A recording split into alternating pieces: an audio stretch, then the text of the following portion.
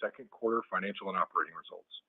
This document is available on the Investor Relations section of the company's website at mainstcapital.com. A replay of today's call will be available beginning an hour after the completion of the call and will remain available until August 11th. Information on how to access the replay was included in yesterday's release. We also advise you that this conference call is being broadcast live through the internet and can be accessed on the company's homepage.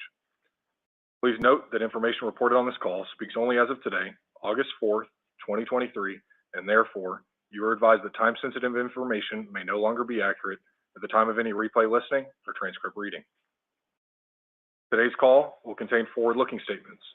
Many of these forward-looking statements can be identified by the use of words such as anticipates, believes, expects, intends, will, should, may, or similar expressions. These statements are based on management's estimates, assumptions, and projections as of the date of this call, and there are no guarantees of future performance. Actual results may differ materially from the results expressed or implied in these statements as a result of risks, uncertainties, and other factors, including, but not limited to, the factors set forth in the company's filings with the Securities and Exchange Commission, which can be found on the company's website or at sec.gov. Main Street assumes no obligation to update any of these statements unless required by law. During today's call, management will discuss non-GAAP financial measures, including distributable net investment income, or DNII. DNII is net investment income, or NII, as determined in accordance with U.S. Generally Accepted Accounting Principles, or GAAP, excluding the impact of non-cash compensation expenses. Management believes that presenting DNII and the related per share amount are useful and appropriate supplemental disclosures for analyzing Main Street's financial performance, since non-cash compensation expenses do not result in net cash impact to Main Street upon settlement. Please refer to yesterday's press release for a reconciliation of these non-GAAP measures to the most directly comparable GAAP financial measures. Two additional key performance indicators that management will be discussing on this call are net asset value, or NAV, and return on equity, or ROE. NAV is defined as total assets minus total liabilities and is reported on a per share basis. Main Street defines ROE as the net increase in net assets resulting from operations divided by the average quarterly total net assets. Please note that certain information discussed on this call, including information related to portfolio companies, was derived from third-party sources and has not been independently verified. And now I'll turn the call over to Main Street CEO, Dwayne Hyzak. Dwayne. Thanks, Zach. Good morning, everyone, and thank you for joining us today. We appreciate your participation on this morning's call, and we hope that everyone's doing well. On today's call, I will provide my usual updates regarding our performance in the quarter, while also providing updates on our asset management activities, our recent dividend declarations, our expectations for dividends going forward, our current investment pipeline, and several other noteworthy updates.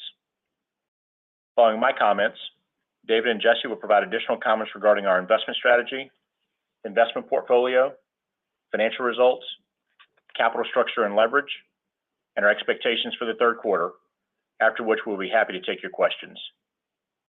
We are very pleased with our performance in the second quarter, which was highlighted by a return on equity of 19.2% and includes new quarterly records for NII per share, DNII per share, and NAV per share for the fourth consecutive quarter. Our strong performance included continued positive results from our lower middle market and private loan investment strategies and significant contributions from our asset management business. These results demonstrate the continued and sustainable strength of our overall platform, the benefits of our differentiated and diversified investment strategies, the unique contributions of our asset management business, and the underlying strength and quality of our portfolio companies. We are also pleased that we continue to maintain an attractive investment pipeline in both our lower middle market and private loan investment strategies, and this attractive investment pipeline, together with our conservative liquidity position and capital structure, provides us a continued favorable outlook for the third quarter. Our DNII in the second quarter exceeded the monthly dividends paid to our shareholders by 66%, and the total dividends paid to our shareholders by 24%. This strong performance allowed us to deliver significant value to our shareholders while still conservatively retaining a meaningful portion of our income and growing our NAV per share. These positive results and our favorable outlook for the third quarter resulted in our recommendations to our board of directors for our most recent dividend announcements, which I'll discuss in more detail later. Our NAV per share increased in the quarter due to several factors, including our retention of the excess NII per share above our total dividends paid in the quarter, the impact of fair value increases in our investment portfolio, and the accretive impact of our equity issuances in the quarter. Our lower middle market portfolio companies continued their overall favorable performance, which resulted in another quarter of net fair value appreciation and strong dividend income contributions from our equity investments in this portfolio. As we look forward to the next few quarters, we remain excited about the benefits we expect certain of our lower middle market portfolio companies to realize from the acquisitions they have completed over the last 12 months, largely funded by follow-on debt investments we made in those portfolio companies, and we expect to see additional fair value appreciation in these portfolio companies in the future. We've also seen an increase in potential exit activities in our lower middle market portfolio that could lead to favorable realizations over the next few quarters. We were pleased with our investment activity in the second quarter, which included total lower middle market investments of $131 million and investments in 3 new portfolio companies. These investments were offset by increased repayments we received on several debt investments and the full exit of our investments in 2 lower middle market portfolio companies. This investment activity resulted in a net decrease in the cost basis of our lower middle market investments of $7 million. We were also pleased with our private loan investment activities in the quarter, which included total investments of $168 million. We also received increased repayments and realized a loss on a private loan investment during the quarter, resulting in a net decrease in the cost basis of our private loan investments of $11 million. We've also continued to produce attractive returns on our asset management business. The funds we manage through our external investment manager continued to experience favorable performance in the second quarter. This positive performance resulted in significant incentive fee income for our asset management business for the 3rd consecutive quarter, and as a result, we received a significantly higher contribution to our net investment income from our asset management business. We remain excited about our plans for these external funds that we manage as we execute our investment strategies and other strategic initiatives, and we are optimistic about the future performance of the funds and the attractive returns we are providing to the investors of each fund. We also remain optimistic about our strategy for growing our asset management business within our internally managed structure and increasing the contributions from this unique benefit to our Main Street stakeholders.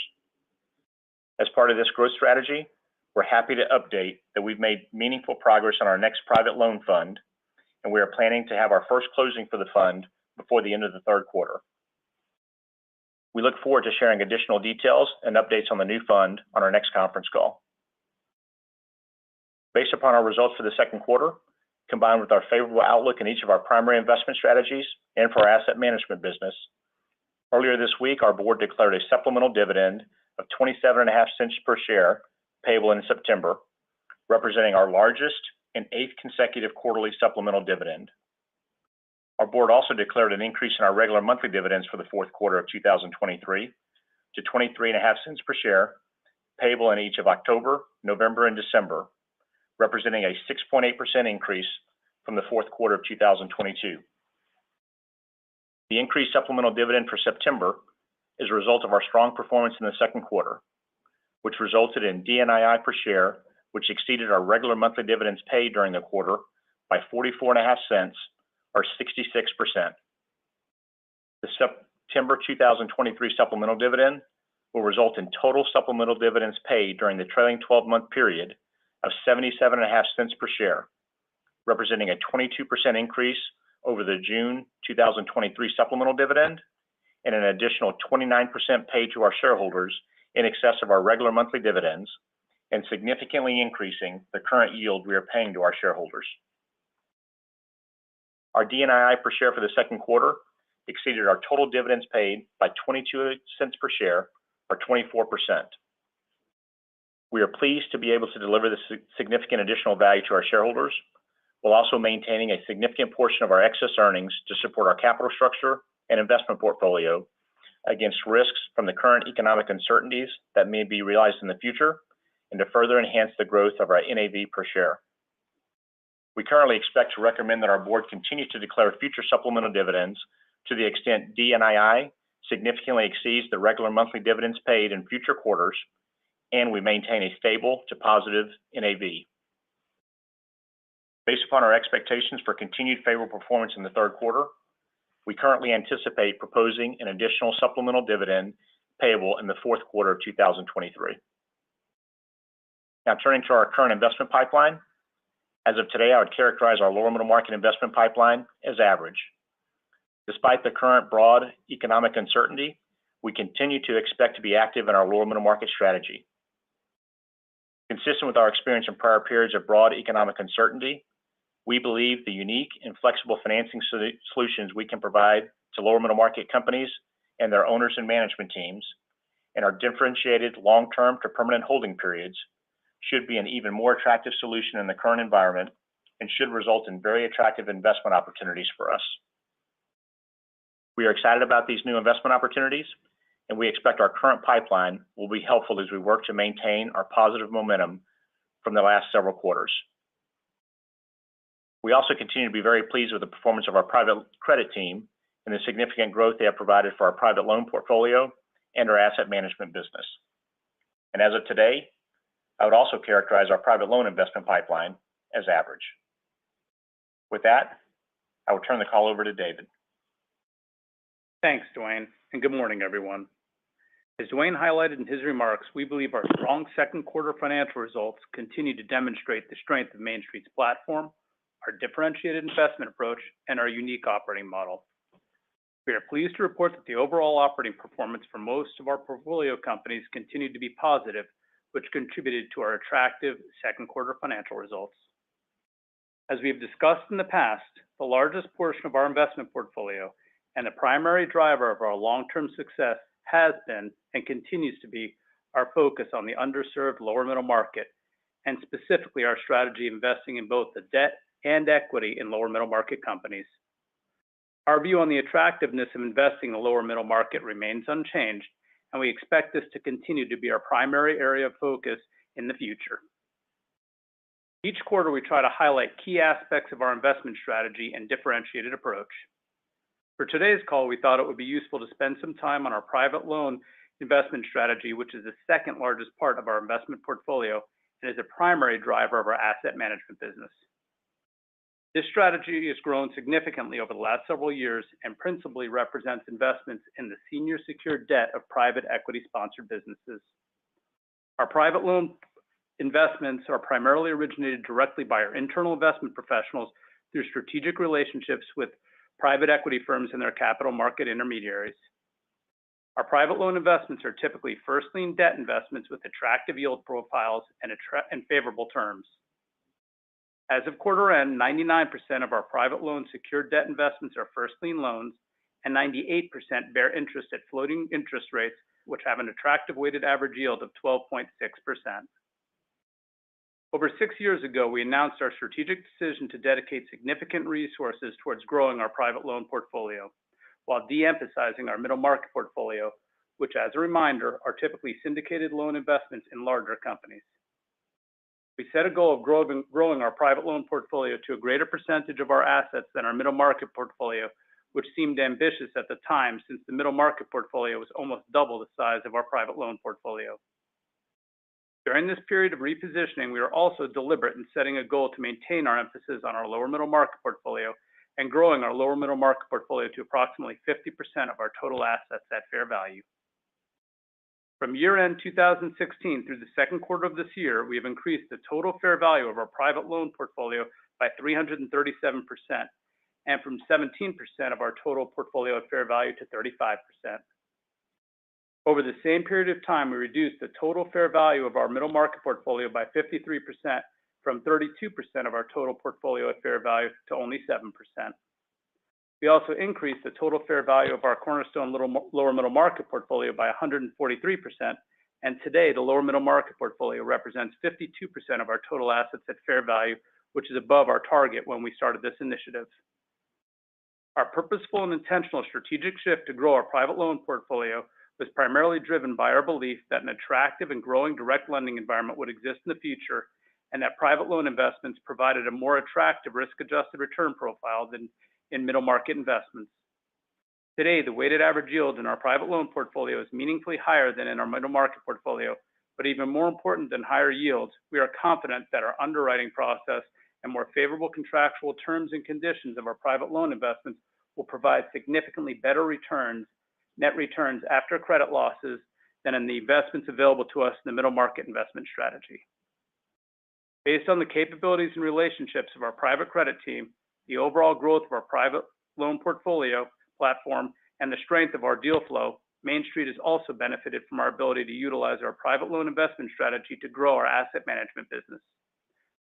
Through our external investment manager, our private loan strategy effectively allows Main Street to leverage our investment professionals' time and our platform to benefit from the attractive fee-based income we receive from third-party clients, while at the same time providing highly attractive investment opportunities and returns for those clients. Now, turning to the overall composition and results from our investment portfolio as of June 30th, we continue to maintain a highly diversified portfolios with investments in 195 companies spanning across more than 50 different industries among our lower middle market, private loan, and middle market portfolios. Our largest portfolio company represented 3.1% of our total investment portfolio fair value at quarter end and 4% of our total investment income for the last 12 months. Majority of our portfolio investments represented less than 1% of our income and our assets. Despite the continued increases in benchmark interest rates, the vast majority of our lower middle market, private loan, and middle market portfolio companies have interest rate coverage and debt service coverage ratios calculated on a pro forma basis for current interest rates as of July 1st, well above 1 times, and we continue to be confident in their ability to service their debt obligations today and in the future. In addition, and as a reminder, our lower middle market portfolio companies are predominantly fixed rate debt investments and therefore are not impacted by increasing market index rates. Our investment activity in the second quarter included investments in our lower middle market portfolio of $131 million, which after aggregate repayments on debt investments, return of invested equity capital, and realized losses, resulted in a net decrease in our lower middle market portfolio of $7 million. Driven by the capabilities and relationships of our private credit team that I previously discussed, we also completed $168 million in total private loan investments, which after aggregate repayments of debt investments, return of invested equity capital, and realized losses, resulted in a net decrease in our private loan portfolio of $11 million. Finally, during the quarter, we had a net decrease in our middle market portfolio of $39 million as we continue to de-emphasize this strategy. At the end of the first quarter, our lower middle market portfolio included investments in 79 companies representing over $2.2 billion of fair value, which is over 26% above our cost basis. We had investments in 88 companies in our private loan portfolio representing $1.5 billion of fair value. In our middle market portfolio, we had investments in 28 companies representing $296 million of fair value. The total investment portfolio at fair value at quarter end was 113% of the related cost basis. Additional details on our investment portfolio at quarter end are included in the press release that we issued yesterday. In summary, Main Street's investment portfolio continues to perform at a high level and deliver on our long-term results and goals. With that, I will turn the call over to Jesse to cover our financial results, capital structure, and liquidity position. Thank you, David. As Dwayne and David mentioned, we are very pleased with our operating results for the second quarter. Our total investment income in the second quarter increased by $42.4 million, or 50% over the same period in 2022, and $7.3 million, or 6.1% over the first quarter of 2023, to a total of $127.6 million, and included strong performance from each of our income components. Interest income increased by $33.3 million, or 52% from a year ago, and $3.9 million, or 4.2% over the first quarter. We estimate that the increases in benchmark index rates drove approximately 40% of the increase from the prior quarter and about half of the increase from the prior year, with the remainder driven primarily by the continued growth in our debt investments.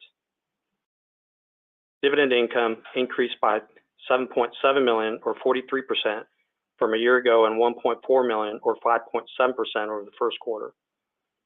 This represents the second consecutive quarterly record for dividend income and demonstrates a continued strong performance of our lower middle market portfolio companies and the external investment manager.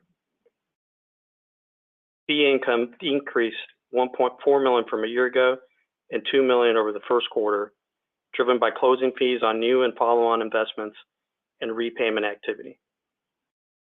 The second quarter investment income included elevated dividends and accelerated prepayment or other activity that are considered less consistent. In the aggregate, these were $2.4 million above the average of the prior 4 quarters and $2.7 million lower than the first quarter. Our operating expenses increased by $11.4 million over a year ago, largely driven by increases in interest expense and compensation-related expenses, partially offset by an increase in expenses allocated to the external investment manager. Interest expense increased by $9.5 million over the prior year, driven primarily by increases in benchmark index rates and from the addition of new debt obligations at higher interest rates, combined with an increase in average outstanding borrowings to fund our investment activity and support the growth of our investment portfolio. Cash compensation expenses increased by $1.6 million over a year ago, driven primarily by increases in incentive compensation accruals as a result of our positive operating performance and increased headcount to support higher levels of investment activity and assets under management.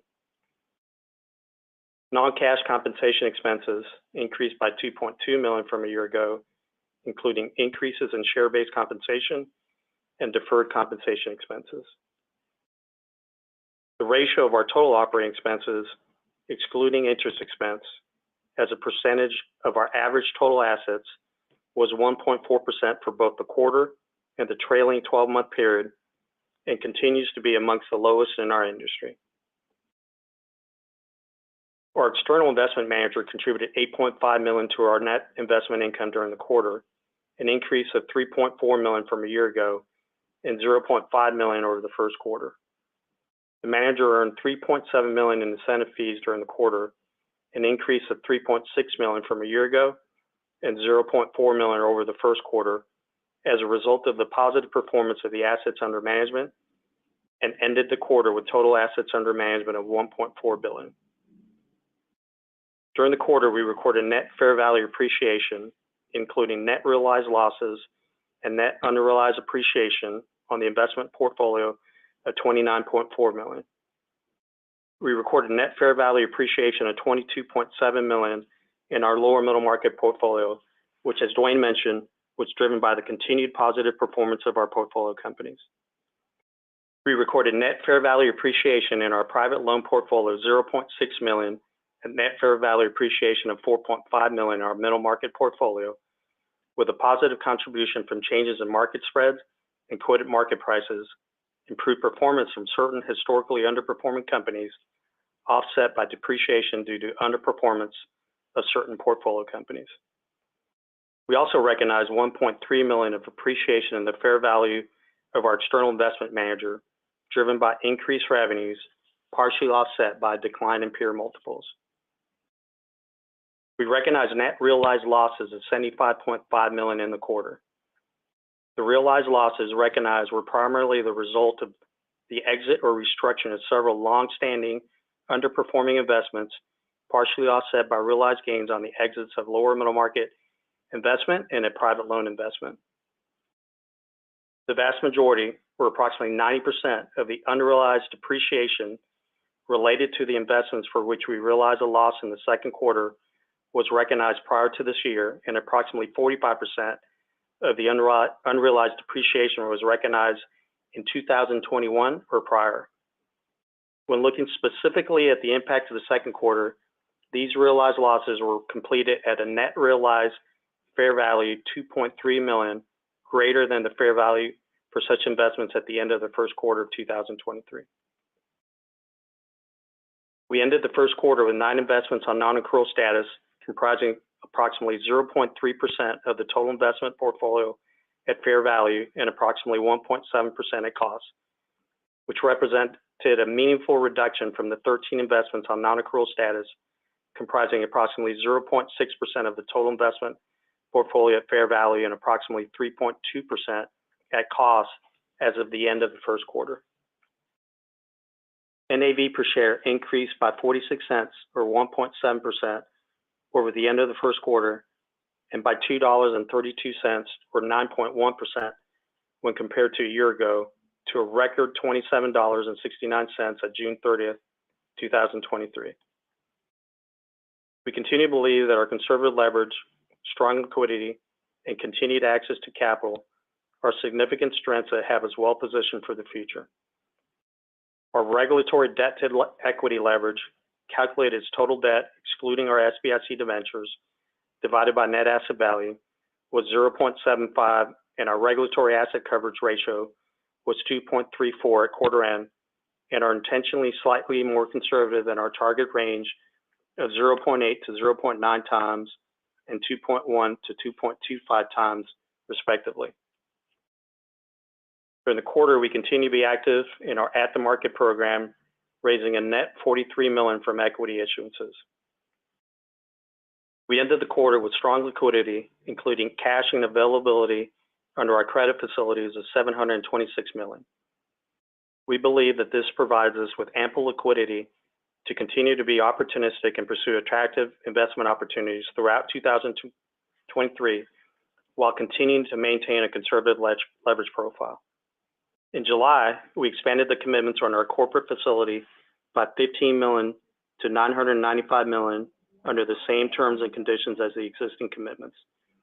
The expanded commitment came from an existing lender in the facility, which we greatly appreciate and believe it was a strong vote of confidence. Return on equity for the first quarter and 6 months ended June 30th were 19.2% and 17.1% on an annualized basis, respectively. For the trailing 12-month period, ROE was 16.7%. All of these are above our long-term targets, which we believe represent strong results compared to the industry. DNII per share for the quarter was a record $1.12 per share, an increase of 5 cents, or 4.7% over the first quarter, and 34 cents, or 30% over the same period a year ago. The combined impact of certain investment income considered less consistent, or non-recurring in nature to DNII was 3 cents per share above the average of the last 4 quarters and 4 cents per share above the same quarter a year ago. The impact to NII, which include these items together with deferred compensation expense, was 2 cents per share above the average of the last 4 quarters and the same quarter a year ago. DNII per share exceeded the total regular monthly dividends per share paid to our shareholders in the second quarter by 44.5 cents, or 66%, and our total dividends per share by 22 cents, or 24%. As Dwayne mentioned, given the strength of our operating results and the outlook for 2023, our board approved an increase to our monthly dividends to 23.5 cents per share for the fourth quarter 2023, the second increase this year, and a supplemental dividend of 27.5 cents per share payable in September 2023, our 8th consecutive and largest quarterly supplemental dividend.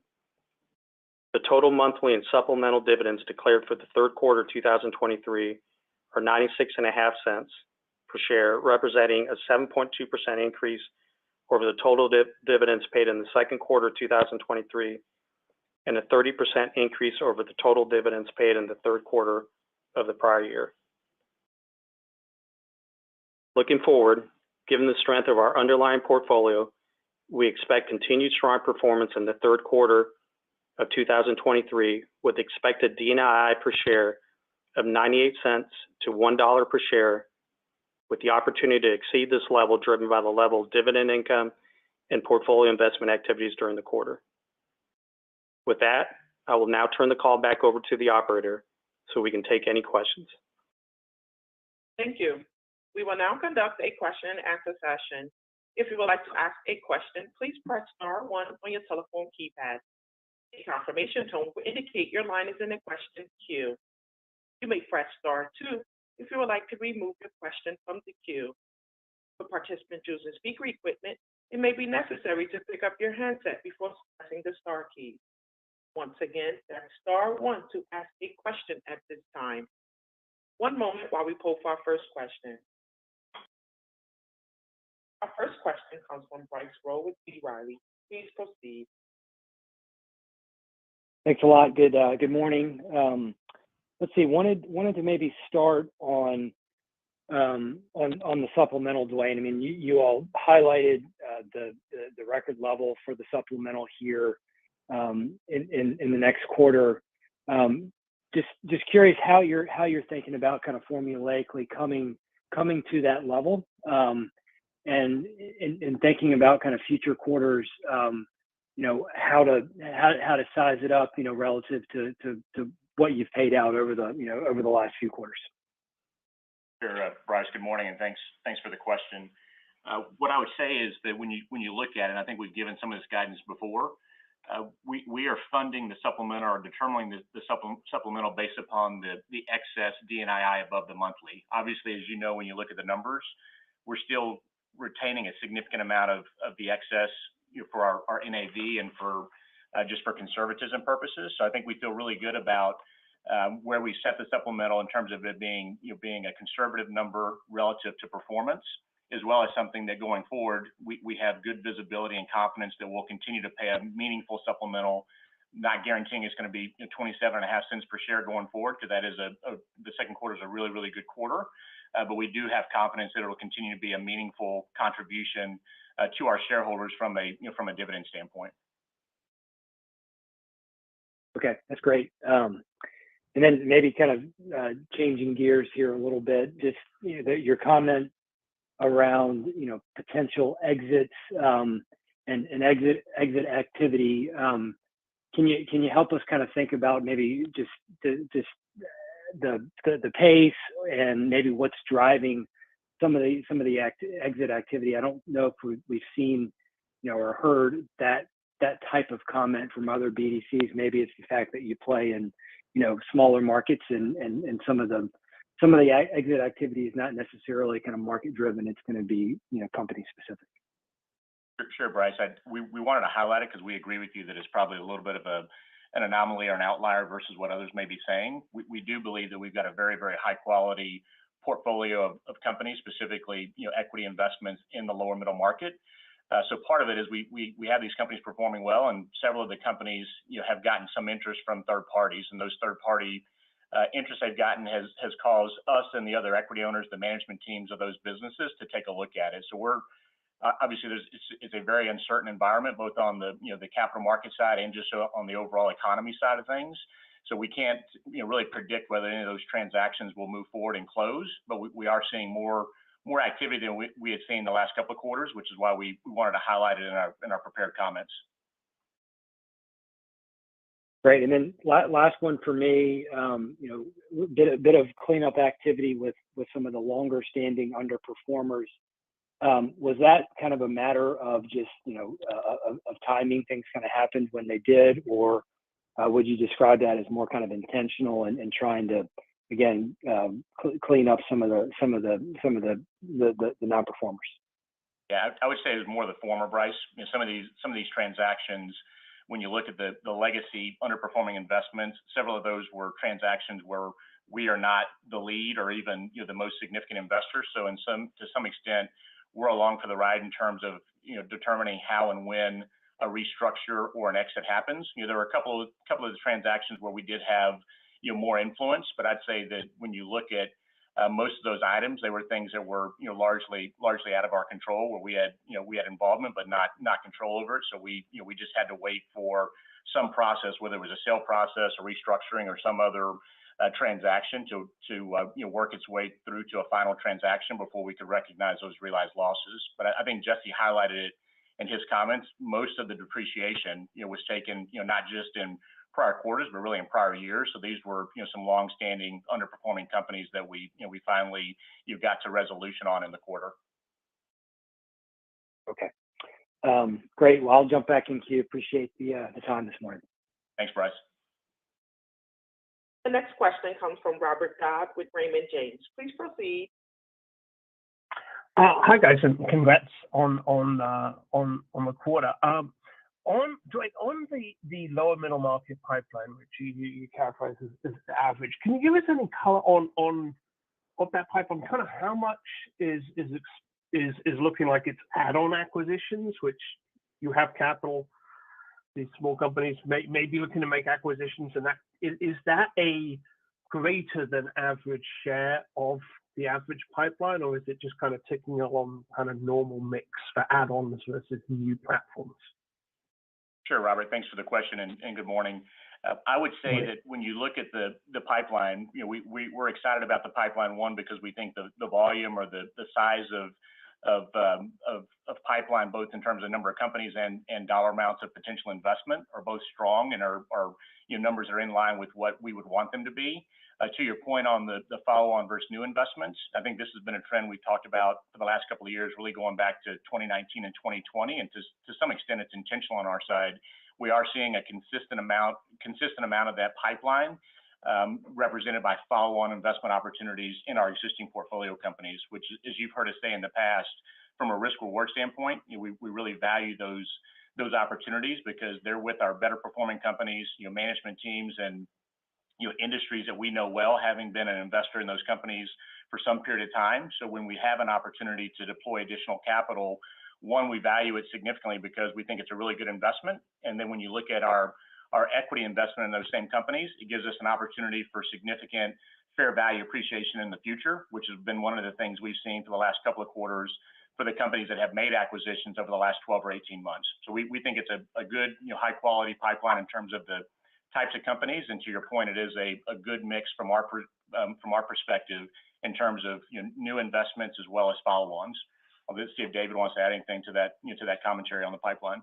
Yeah, the only thing I'd add is that certainly we're pleased with some of the increased activity in our add-ons over time.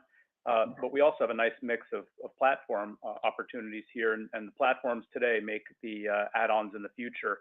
So we do have a nice mix and consistent with our strategy. The minority equity portion of that has really taken some steam in today's market conditions, and those transactions fit us particularly well. And I'd say last thing is just on the one-stop shop type of opportunity that we provide. The intermediaries are really appreciative of knowing that we've got a non-contingent financing in this environment. So we feel like it's a really good way to lead. Got it. I appreciate the color on that. If I can. And on the leverage, I think Jesse said that it's intentionally conservative versus your target at 0.75 right now.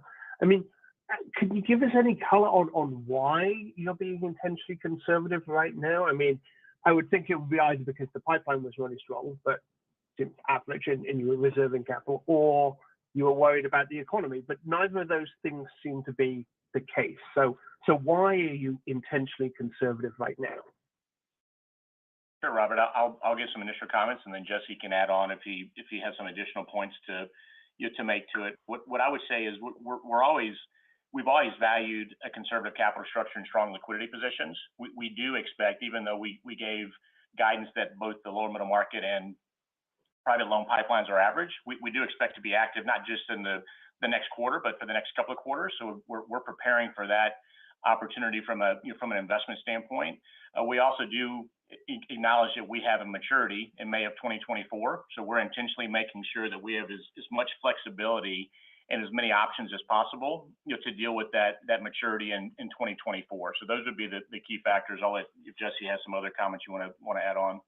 I mean, I think you covered it, Dwayne. I mean, it's as you said, just having the flexibility and you know, core, as you know, from our prior comments, just having a very strong balance sheet has been a core strategy for us, you know, particularly in these times. Yeah. Got it. Thank you. Thank you, Robert. The next question comes from Mark Hughes with Truist. Please proceed. Yeah, thank you. Good morning. Morning, Mark. In the asset management business, you say how you're going to be closing the private loan fund pretty shortly. Could you kind of refresh me on the cadence you expect to grow, you know, the size of this fund, kind of how it compares to earlier funds? Do you expect that cadence to accelerate, you know, if the deal market opens up? Sure, Mark. I'll give you a couple of reference points just as reminders, and it'll help guide our expectations for the second fund. So the first private loan fund that we have, we raised just over $100 million of limited partner equity capital. When you take that $100 million, you put some leverage on it, you get to just over $200 million from a maximum investment capacity. That fund is performing very, very well, as we gave in our our earnings release and in our commentary. When you look at Fund 2, our goal is to have it be at least the same size from an equity standpoint, with the goal being that we increase the size to be larger than the $100 million of LP equity capital. Obviously, today's environment is, there's a lot of uncertainty and a lot of moving parts. So I think our ability to increase above the $100 million level of equity will be somewhat impacted by the overall markets, but we feel confident that we're going to be able to achieve that goal. And then our other big catalyst will be, how much institutional investor interest and participation can we get in that new fund, and that will really drive the upside opportunity to be significantly larger than the $100 million level. But let me know if that answers your question, Mark, or if you'd like me to give some additional details there. If you could tell me a little about the future, that would be great too. Kind of how you see it progressing. Is this an annual event? How should we think about it? Sure. So maybe to give some color to the first fund, because I think if we achieve our goals, we would expect to have similar performance from a ramp standpoint as the first fund.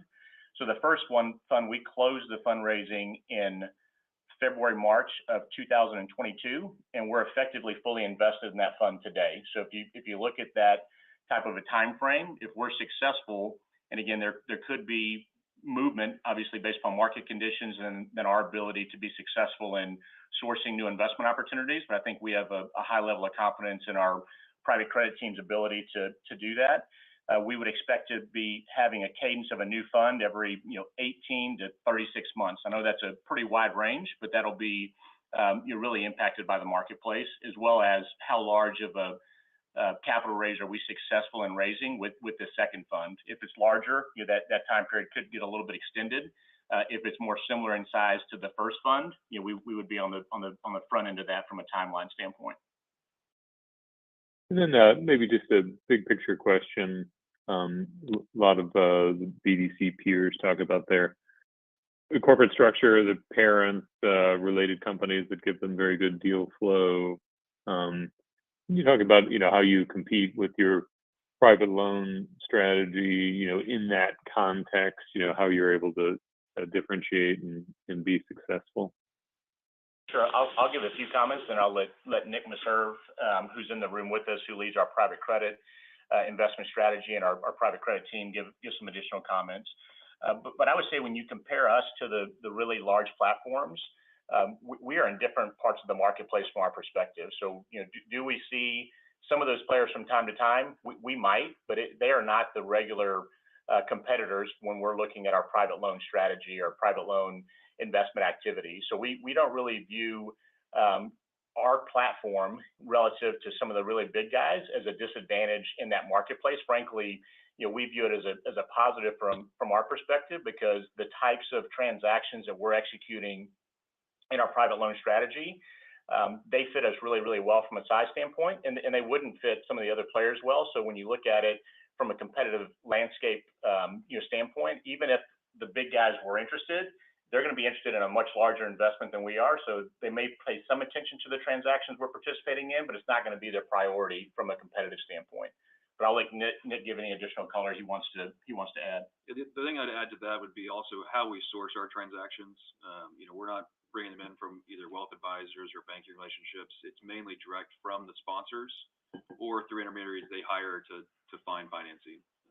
Those two are our main channels of finding activities, with direct to sponsor being preferred, and then the intermediaries there's 5 or 6 that kind of run most of the smaller end of the market, and we're in contact with them on a weekly basis to source new transactions. And so that's an avenue that we have, that it doesn't really necessarily matter whether you've got a bigger platform sourcing different transactions, because we're only really focused on a certain size and a certain type of transaction that fits us. Thank you. Appreciate it. Thanks, Mark. The next question comes from Vilas Abraham with UBS. Please proceed. Hey, everybody. Thanks for the question. Just to dig in a little bit more on that 50% target on the lower middle market portfolio, can you put any kind of time frame around that? And I think the private loan portfolio is about 35 to 40% now. Is there a level that you want to see that grow to over a certain amount of time as well? Sure. So I'll take a stab at answering the question. You can tell me if we don't cover it completely. But our long-term goal is to have the lower middle market portion of our investment portfolio be above 50%. I think realistically, moving it to 55 or 60 over a long period of time is a good goal. Over time, when you look at the private loan and middle market portfolios, we have been and will continue to shrink the middle market as a percentage of the total portfolio as well as just an absolute dollar. And that portion of our portfolio will move to growth of both lower middle market and private loans. So in a perfect world, whatever time period you want to pick out, 5 or 10 years into the future, middle market will be, there'll be something there, but it'll be less than what it is today. And you'll see increases in both the lower middle market and the private loan portions or percentages of the overall portfolio. So let me know if that gives you what you were looking for. Okay, so then is the message that like leaning into private loan right now is more tactical, and then kind of long term, you guys are still where you have been in terms of how you're thinking about that? So the private loan investment strategy for us is very important to our business as a whole, both for our balance sheet and for our asset management business.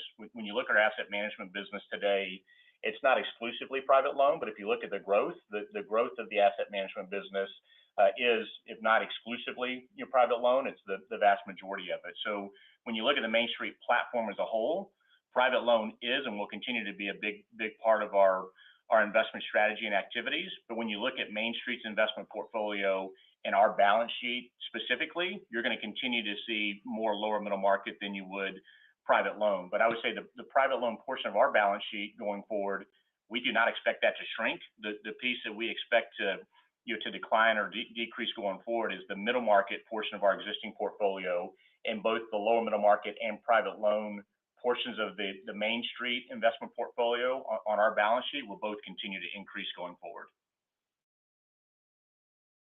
Okay, that's helpful. And can you talk a little bit about EBITDA growth trends, your portfolio companies? Where are you seeing things now versus say a year ago? And are there certain industries that maybe decelerating a little bit more than others? Any color there would be great. I'll give some comments, and then David can add on if he wants to add some additional comments. But I'd say we continue to view that the performance of our companies broadly or kind of across the portfolio is very good. And you can see that in our appreciation, changes in fair value appreciation. You can also see it in the dividend income. When you look at individual industries or companies, I would say our view, which is consistent with what I think you probably heard us say in the past, is it's more company specific than it is industry specific. We have some companies and some management teams that are doing an exceptional job, and you see that come through in their fair value appreciation and in their contributions to dividend income. So I wouldn't say we're seeing anything specific, by industry or any other specific vertical. I think we do have some industries that may be showing a little bit of slowdown, and I think it's what you would see from the broader economy. I think we're taking a little bit more of a risk-off approach on certain consumer type industries, but by and large, the portfolio as a whole is performing very, very well. And in certain situations, the companies that are performing well are performing about as well as they've ever performed in any market environment, which gives us a lot of comfort and gives us a positive view towards both future fair value appreciation and dividend income contributions from those high performing companies. But David, I don't know if there's anything you want to add to that. I think you covered it. Okay, and if I could just squeeze one more in, just on the DNII for Q3, a little bit of a step down here. Should we think of that as a combination of lower dividend income and slightly smaller portfolio? Just some of the drivers there. Any color you can give would be great. Thank you. Sure. So I'll let Jesse come back with some numbers, but I think when you look at it, we try to highlight as we do each quarter some portion of DNII or NII that's non-recurring. So it's items that are elevated for some reason. Some of that is dividend income. Some of it could be accelerated income from repayments. And we had a combination of those two, which we have that every quarter. So what I would say the biggest change between Q2 actual and Q3 projections is you don't have those elevated items in there. And just to highlight one other thing is those elevated items not only impact Main Street, but they impact some of our asset management clients that would be in those same investments. So as you see us benefit at Main Street directly from those elevated or accelerated income items, you see it also come through the asset management business as those same asset management clients, generate or receive the same benefit from an accelerated income standpoint. But I'll let Jesse maybe give a few numbers to add on to that. Yeah, no, that's right, Dwayne. Thank you. And what we call these elevated items that, as a reminder, those come from accelerated income, prepayment fees, and then, certain dividend items that we consider elevated or less consistent. So, at the beginning of the quarter, those are hard to predict and can drive the outperformance, as I think I indicated in my comments, and drove a lot of the outperformance in terms of the initial guidance in the second quarter to where we ended at. For the second quarter, we had 8 cents per share, or about $6.5 million of those items that drove the results for the second quarter. And we have not included much or at all that into our guidance for the third quarter as we sit here today. Great. That's it for me. Thank you very much. Thank you. Our next question comes from Erik Zwick with Hovde Group. Please proceed. Thanks. Good morning. Most of my questions have been answered, so just kind of one final one here for me. We heard from another BDC this morning who recently increased and expanded their credit facility, that the negotiations or kind of discussions were a little bit more involved and intense than any time in recent history. So I'm curious, with your July expansion, was it fairly straightforward given that it was a relatively small increase and the fact that it was kind of already allowed under the accordion feature, or were there any negotiations that accompanied it? Yeah, I'd say it was pretty straightforward. We didn't have a lot of detailed negotiations or trouble getting there, which is we I think Jesse said in his comments, we really appreciate the support of all the banks in our credit facilities, and the addition that we received in the most recent period is just a further kind of further reason why we really value those relationships. I think our bank group as a whole, based upon the feedback we get from them, is very happy with the performance, very happy with the relationship across the board. And I think we saw that come through with the the ease at which we were able to add the $15 million of expanded capacity. So again, Jesse wants to add anything, I'm happy to let you jump in there. I think you got it. I appreciate the color. Thanks for taking my question. Thanks, Eric. Appreciate it. This concludes our question and answer session. I would like to turn the floor back over to management for closing comments. Thank you, everyone, for joining us again this morning, and we look forward to speaking to you again in early November.